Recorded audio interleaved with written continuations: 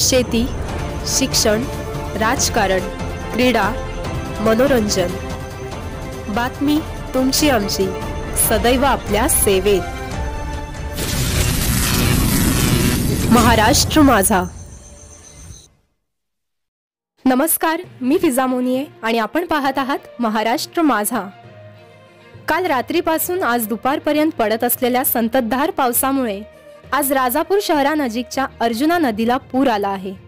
दुपारी साधारणतः 12 नंतर पावसाने थोडी उसंत घेतली असल्याने पाण्याची पातळी काहीशी कमी झाली आहे. तरीही अजून जवार चौकाच्याही पुढे पाणी आहे. नदी शेजारून जाणारा रस्ता पूर्ण पाण्याखाली आहे. अचानक पाणी आल्याने व्यापाऱ्यांची एकच धांदल उडाली आहे.